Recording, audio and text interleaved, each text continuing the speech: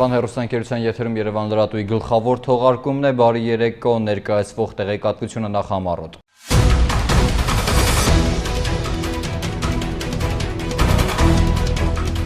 ԵԱՀԿ-ն Ղարաբաղի հարցին կտա քաղաքական լուծում։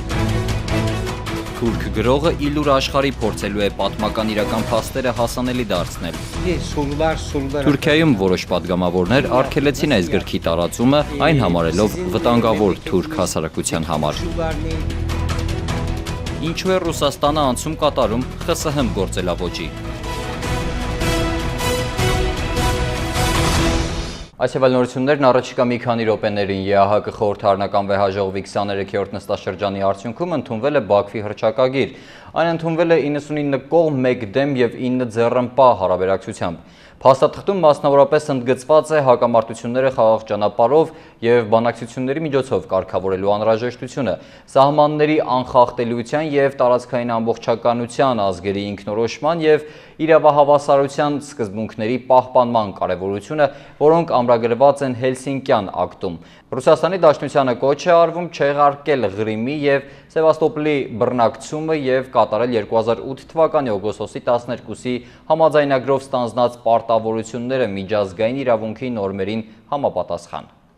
Բաքվում ընթացող ԵԱՀԿ խորհրդարանական վեհաժողովի 23-րդ նստաշրջանում ԵԱՀԿ խորհրդարանական վեհաժողովի նոր նախագահ է ընտրվել Ֆինլանդիայի պատվիրակության ղեկավար Իլկա Կաներվան։ Կաներվան շնորհակալություն է հայտնել իր հանդեպ վստահության համար եւ հայտարարել է, որ կարդարացնի այն։ Իլկա Կաներվան 2008 թվականին որպես Ֆինլանդիայի արտաքին գործերի նախարար նախագահել է նաև ԵԱՀԿ-ում։ Նա աչքի է ընկել Լեռնային Ղարաբաղի հակամարտության կարգավորման հարցում հստակ դիրքորոշումներով։ Կաներկան դեմ է հանդես եկել Ղարաբաղյան հակամարտության գործում միջնորդական գործառույթները ԵԱՀԿ-ի Մինսկի խմբից ՄԱԿ-ին հանձնելու ադրբեջանական նախաձեռնություններին։ Եվրասիական տնտեսական միությանը Հայաստանի անդամակցության պայմանագիրը կարող է ստորագրվել հոկտեմբերին, հայտարարել է Ղազախստանի արտգործնախարար Երելան Իդիրսովը։ Համապատասխան պայմանագրերի ստորագրումը ամենայն հավանականությամբ կկայանա հոկտեմբերին Մինսկում Եվրասիական տնտեսական միության պետությունների ղեկավարների հերթական հանդիպմանը։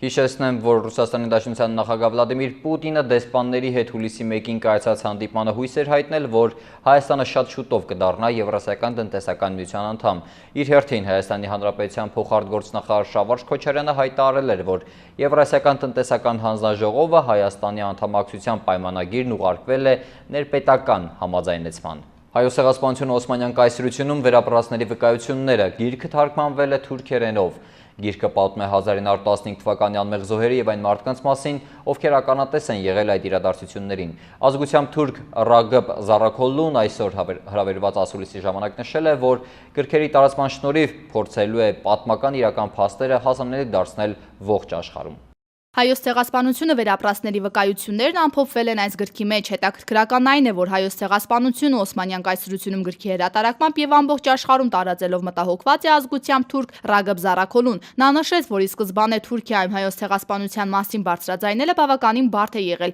քանի որ ինչպես իշխանություններն, այնպես էլ հասարակությունը չէր ընդունում նման գաղափարախոսություն։ Սակայն Զարաքոլուն փաստում է, որ գրքում զետեղված է 1916 թվականի հավաքված վերապրողների վկայությունները։ Դրանք չեն կարող անտեսվել, քանի որ ակնհայտ են պատմական իրադարձությունները։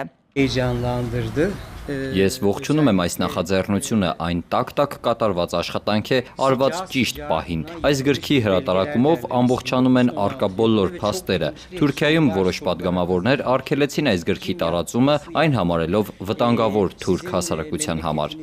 Իսկ ազգային արխիվի տնօրեն Ամատունի Վիրաբյանը նշեց, որ վաղը այս գրքի թուրքերեն թարգմանության շնորհանդեսն է լինելու։ Գրքի թարգմանությունը եւ տպագրությունը բավականին օպերատիվ եղավ ի շնորհիվ Վան հասարակական կազմակերպության։ Հրատարակվել է 2012 թվականին եռալեզու հայերեն, որին հետևեց անգլերեն 1 հատոր հրատարակությունը եւ այժմ մենք ունենք արդեն թուրքերեն հրատարակությունը։ Գրքում զետեղված է շուրջ 600 դառը հիշողություն, որոնք հետագայում թարգմանվելու են գերմաներենով, իտալերենով, ֆրանսերենով եւ ռուսերենով։ Սկզբնական շրջանում թուրքական իշխանությունները Զարաքոլուին հայկական քարոզչության համար անգամ 5 ամսով կալանավորել են, իսկ այժմ իրեն ճնշում են ոչ թե օրենքի սահմանում, այլ տնտեսապես, պարզապես անհնար դարձնելով գրքի տարածումը։ Սակայն նա նշում է, որ այսօր ինտերնետ հասանելիության շնորհիվ հնարավոր է դառնում գրքում զետեղված իրական փաստերը տարածել աշխարհով մեկ։ Ցեղասպանության ճանաչումը մեծ պայքար էր իմ լուսահոգի կնոջ համար։ Ես միայնակ չէի կարող անցնել դժվարությունների միջով։ Այսօր նա չկա, ես պարտավոր եմ շարունակել մեր սկսած պայքարը։ Չի կարելի ոչնչացնել պատմական փաստերը։ Այսօր հենց այդպես էլ արվում է։ Զարաքոլուի համար այս պայքարը պատվի խնդիր է, նա հիշում է, թե ինչպես է կնոջ հետ միասին ամբողջովին միայնակ պայքարել թուրք հասարակության մեջ։ Լուսավոր կետ այդուհանդերձ կար, Պոլսի ամենաբարոյական մարկանցից մեկը Հրանտ Դինքը նրա կողքին էր։ Այսօր արդեն հիշում է, թե ինչպես Դինքը անօրինական ճանապարհով հայոց ցեղասպանության փաստերի մասին պատմող գիրքը տարածել է Թուրքիայում։ Նա խոստանում է լուսահոգի կնոջ հետ սկսած պայքարը շարունակել։ Սյուզե Ասատրյան, Դավիթ Ավետիսյան, Երևան լրատու։ Օգոստոսի 1-ից էլեկտրոէներգիայի թանկացումը 4 դրամով կհանգեցնի նմանատիպ մեկ այլ թանկացման արդեն հաջորդ տարի։ Այսօր լրագրողների հետ հանդիպմանը ասել է Սպառողների աջակցման կենտրոն հասարակական կազմակերպության նախագահ Աշոտ Միրզոյանը։ Վերջինս համոզված է թանկացումը քաղաքական պատվեր էր, որը կատարվեց։ Մանրամասները տեսանյութում։ Օգոստոսի 1-ից էլեկտրոէներգիայի դիմաց կվճարենք 4 դրամ ավելի։ Չնայած քաղաքացիական ու քաղաքական թևի անհնազանդությանն ու բոյկոտին հանրային ծառայությունները կարգավորող հանձնաժողովը որոշումն ընդունեց։ Ռոբերտ Նազարյանը հանձնաժողովի նախագահան դեռ չավարտած իր խոսքը, հանձնաժողովի անդամները արդեն ձեռքերը բարձրացել են։ Դա աբսուրդ է։ Սպառողների աջակցման կենտրոնի նախագահ Աշոտ Միրզոյանը երեկ եւս մեծ դժվարությամբ է հայտնվել հանձնաժողովի նիստին։ Իր լսածն ու տեսածը վերլուծելով փաստում է ոչ մի երաշխիք չունենք, որ հաջորդ տարի նորից չի թանկանա։ Իսկ շղթայական թանկացումները, որոնց կբերի հոսանքի թանկացումը, պարզապես անընդունելի բեռ է դառնալու սոցիալական վատթար պայմաններում գտնվող սպառողի համար։ Միրզոյանը ողջունում է երեկ նիստին ազգային ժողովի 5 ուժերի մասնակցությունը, տպավորիչ ելույթներ ու հակափաստարկներ եղան։ Հայաստան ունենալով ատոմական, ունենալով հիդրոկայաններ, ունենալով ջեք, հրազդանի, մենք Վրաստանից գնում ենք հոսանք, դա ես չգիտեմ, արդեն աբսուրդ է։ Վատ կառավարման պատճառով վատ դրության մեջ սպառողին չպետք է դնել։ Միրզոյանը համոզված է հասարակական ու քաղաքական թևը միացյալ ջանքերով կարող են կասեցնել ազգին վտանգող որոշումների կայացումը։ Դեռ ուշ չէ։ Անահիտ Հակոբյան, Նարեկ Բարսեղյան, Երևան լրատու։ Այսօր լրագրողների հետ հանդիպանը թուրքագետ Գևորգ Պետրոսյանը անդրադարձել է Ադրբեջանի կողմից իրականացվող դիվերսիոն գործողություններին, ըստ նրա այսօր Հայաստանը ռազմական առումով դիրքերը չի զիջում։ Նա նաև նշել է, որ հայերը արդեն ապացուցել են, որ թերևս թշնամու բանակի համեմատ փոքրաթիվ են, բայց հաղթել գիտեն։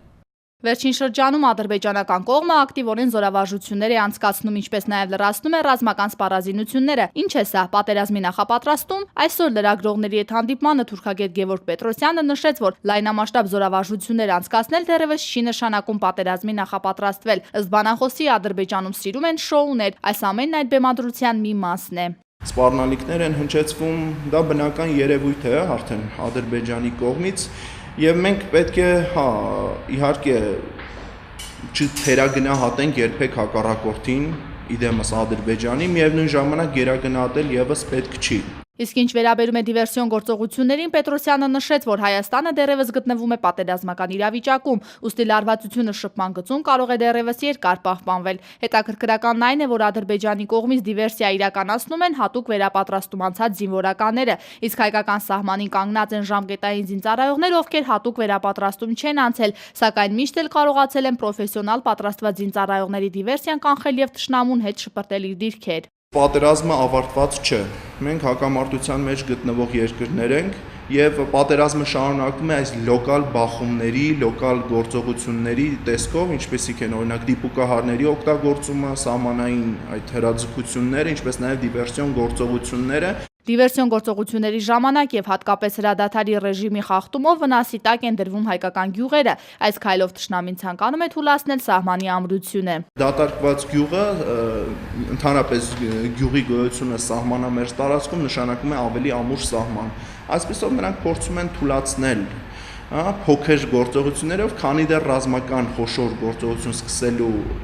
նախապայմաններ հիմքեր չունեն։ Բանախոսը նկատում է, որ դիվերսիոն հարձակումները մշտապես հատուկ տոներին եւ հիշատակի օրերին են լինում։ Բացի այդ, ռազմական փոխհարաբերություններում կարևոր նշանակություն ունի ոչ թե թվականակն, այլև պատրաստվածությունը։ Վերջում Պետրոսյանը հիշեցնում է, որքանով էլ որ վստահ լինենք մեր ուժերի վրա, միևնույն է թշնամին քնած չէ։ Սյուզե Ասատրյան, Դավիթ Ավետիսյան, Երևան լրատու։ Ռուսաստանի կառավարությունը անցնում է տնտեսական եւ սոցիալական զարգացման հնգամյակային պլանավորման, որոշակի նպատակային ցուցանիշների հասնելու շուրջ Առաջին հանգամյակի պլանը պետք է նախագահ Վլադիմիր Պուտինին ներկայացվի այս տարվա հուլիսին։ Կազմակերպված պլանը քննարկվելու է կառավարության նիստերին եւ հաստատվելու է հատուկ հրամանագրով։ Յուրաքանչյուր կես տարին մեկ անգամ հանգամյակի իրականացումը քննարկվելու է կառավարությունում։ Այս ամենով Ռուսաստանը ցանկանում է զարգացնել այն ամենը, ինչով հպարտանում էր խորհրդային շրջանում։ Այն է մեքենաշինությունը, աշխատաշուկան եւ տեխնոլոգիաները։ ԽՍՀՄ-ում առաջին հանգամյակը տևել էր 1928-ից 1933 թվականներին։ Միջազգային լրատվոցից ստացվող այլ տեղեկատվության ծանոթացեք ամփոփ տեսաշարով։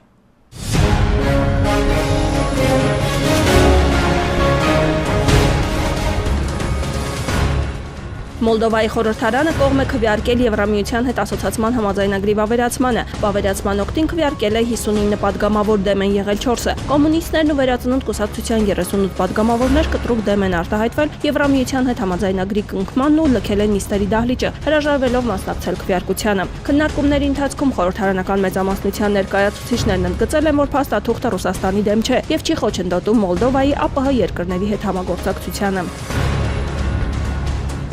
Հունգարիայի վարչապետ Վիկտոր Օրբանը հայտարարել է, որ իր երկիրը կշարունակի հարավային հոսքի շինարարությունը, որով ռուսական գազը կհասնի Եվրոպա, շրջանցելով Ուկրաինան։ Կառավարությունը չի ցանկանում, որպեսզի երկրի գազամատակարարումը կախված լինի Ուկրաինայի դեպքերի զարգացումից։ Մենք սատար ենք կանգնում Ուկրաինային, սակայն պատասխանատու ենք մեր քաղաքացիների առաջ էներգակիրների մատակարարման հարցում։ Գազատարի հունգարական հատվածի կառուցման հակառակորդներին նա խորհուրդ է տվել այլընտրանքային տարբերակ առաջարկել, թե ինչպես կարող է հանրությունն ապրել առանց էներգիայի, ասել է Օրբանը։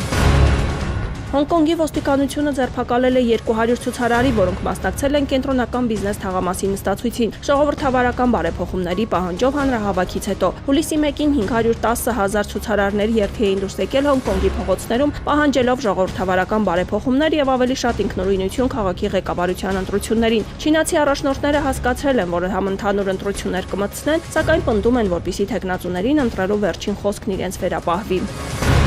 Հյուսիսային Կորեան փոքր հեռահարությամբ 2 հրթիռ է արձակել ճապոնական ծովի կորեական թերակղզու արևելյան ծովափից։ Դա հրթիռային փորձարկումների շրջանակում վերջինն է, որ իրականացվում է Չինաստանի նախագահ Սի Ցզինպինի Սեուլ այցի նախորդին հարավային Կորեան մերժել էր Կորեայի ժողովրդադեմոկրատական հանրապետության առաջարկը լարվածությունը թույլատնելու վերաբերյալ, որի շրջանակում Սեուլը պետք է չեղյալ հայտարարեր Միացյալ Նահանգների հետ ամենամյա զորավարժությունները։ Աշխարհի ավելի քան 3000 լեզու թվային անհետացման սպառնալիքի առջև է, նշվել է ՅՈՒՆԵՍԿՕ-ի հովանու ներքո անցկացվող լեզվական եւ մշակութային բազմազանությունը կիբերտարածքում թեմայով միջազգային գիտաժողովի ժամանակ։ Աշխարհի 7000 լեզուների կեսից ավելին չեն կարողանում ընդլայնել իրենց ներկայությունը կիբերտարածքում, այդ իսկ պատճառով այդ լեզուներին թվային անհետացում է սպառնում։ Միջազգային հանրությունը պետք է ջանքեր գործադրի այդ լեզուները պահպանելու համար, արձանագրվել է գիտաժողովում։ ՅՈՒՆԵՍԿՕ-ի գլխավոր տնօրենի առաջին տեղակալ Էնգիդա Գետաչյունը նշել է, որ կազմակերպությունը մշտապես աջակցել է, որպեսզի յուրաքանչյուր երեխա իր մայրենի լեզվով կրթություն ստանա։ Հերմինե Սարգսյան, Երևան լրատու։ Ռեժիսոր Ջեյմս Կամերոնը պատրաստվում է նկարահանել «Ավատար» ֆիլմի ևս 3 սերիա։ Ֆիլմը էկրաններին կբարձրանա 2016-ից 2018 թվականների ընթացքում ծննդյան տոների նախաշեմին։ Մշակութային լրահոսից ստացվող այլ տեղեկատվության ամփոփ տեսաշարում։ Երեքշաբթի օրը Քրիստից ետպատերազմյան եւ ժամանակակից արվեստի տանը կայացած աճուրդի ժամանակ համաշխարհային ռեկորդներ են սահմանվել։ 4 արվեստագետների՝ Պիտեր Դոյգի, Ժան Դյուբոֆենի, Միքելանջելո Պիստոլետոյի եւ Թեյմսի Էմինի աշխատանքները վաճառվել են ռեկորդային գներով։ Ամենաթանկը վաճառվել է Ֆրենսիսա Բեկոնի Լուսեն Ֆրեյդի գլխի էսքիզ անունը կրող նկարը, արժանալով $19.5 միլիոն։ Ֆրանսիացի նկարիչ եւ քանդակագործ Ժան Դյուբոֆեի ուրախ գիտություն կտավը վաճառվել է $6.5 միլիոն։ Իսկ շոտլանդացի նկարիչ մոգական ռեալիզմ ուղղության ներկայացուցիչ Պիտեր Դոյգի իջևանատուն նկարը վաճառվել է $19.9 միլիոն։ Վաճառքից ստացված հացույթը կազմել է $170 միլիոն։ Բրիտանական կինոթատրոնների այցելուներին արգելվել է օգտվել Google ակնոցներից։ Դեռևս 1 շաբաթ առաջ Մեծ Բրիտանիայում խելացի ակնոցները վաճառքի համար հասանելի դարձան։ Սրանից անմիջապես հետո կինովարչությունների ասոցիացիան, որը ներկայացնում է բրիտանական կինոթատրոնների 90%-ի շահերը, արգելք դրեց Google ակնոցների կիրառման վրա կինոթատրոններում։ Մենք կխնդրենք հաճախորդներին կինոդահլիճներում չօգտագործել ակնոցներ անկախ նրանից, թե այնտեղ ֆիլմ ցուցադրվում է տվյալ պահին, թե ոչ, ասել է ընկերության գործադիր տնօրեն Ֆիլ Կլեպը։ Անցած ամիս նմանատիպ արգելք Google ակնոցների վրա դրվել էր նաև ԱՄՆ-ում։ Նշենք, որ Google ակնոցները տեխնոլոգիական նորամուծություն է, որը թույլ է տալիս կատարել տեսազանգեր, լուսանկարել, կարդալ նորություններ, օգտվել GPS-ի եւ ինտերնետի այլ ծառայություններից։ Ակնոցները կառավարվում են ձայնային հրահանգներով։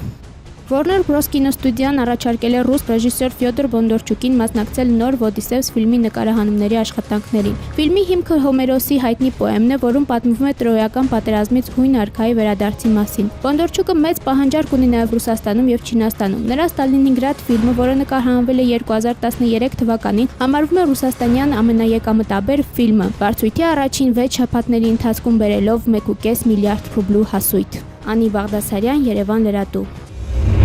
Մարզական անցուդարձից Դորտմունդում կայացած մրցաշարում Հայաստանի հավաքականը 8 քաշային կարգից հաղթող դարձավ 6 քաշային կարգում։ Հայաստանի ՄՇՄԱՐՏ-ի ազգային հավաքականը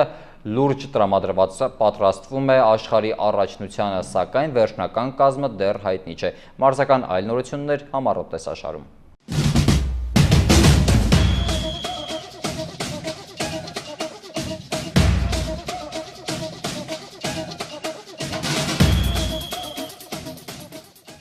Ավարտվեց Բրազիլիայում տեղի ունեցող աշխարհի առաջնության 1/8 եզրափակչի վերջին հանդիպումները։ Արգենտինայի եւ Շվեյցարիայի ազգային հավաքականները հիմնական ժամանակը ավարտեցին ոչ ոքի։ Միայն լրացուցիչ ժամանակում կարողացան պարզել հաղթողին։ 118-րդ րոպեին հանդիպան միակ գնդակը հեղինակեց իսպանական Ռեալի կիսապաշտպան Անխել Դի Մարիան։ Արգենտինա-Շվեյցարիա 1-0։ Իսկ Բելգիայի եւ Միացյալ Նահանգների հավաքականները կրկնելով նախորդ զույգի հիմնական ժամանակի արդյունքը լրացուցիչ ժամանակում խփեցին 3 գնդակ։ Կևին Դե Բրունեի եւ Ռոմեո Լուկակոյի գնդակներին Միացյալ Նահանգները կարողացավ պատասխանել միայն Ջուլիա Գրենի խփած գնդակով։ Բելգիա Միացյալ Նահանգներ 2-1։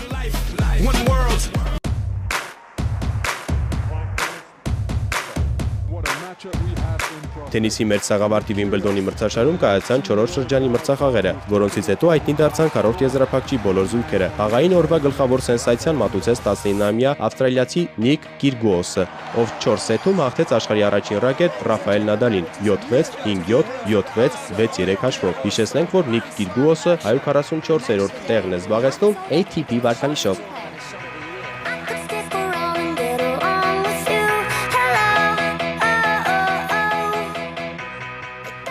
Քառորդ եզրափակիչ դուրս եկավ նաև շվեյցարիացի Ռոջեր Ֆեդերերը, ով շանս չտվեց իսպանացի Տոմի Ռոբրեդոին, հաղթելով նրան 3 սեթում 6-1, 6-4, 6-4 հաշվով։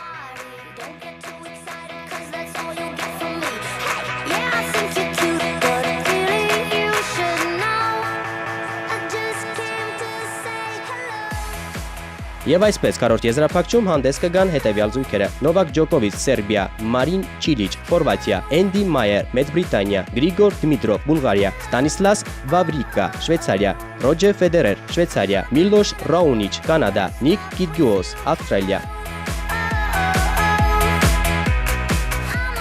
Վիմբլդոնի մրցաշարում հայտնի դարձան նաև կանանց կիսաեզրափակչի զույգերը։ Գերմանիան ներկայացնող Անջելա Կերբերը 3 սեթում պարտության մատնեց Ռուսաստանը ներկայացնող Մարիա Շարապովային։ Իսկ Լուցիա Սաֆարովան 2 սեթով 6-3, 6-1 հաղթեց Եկատերինա Մակարովային։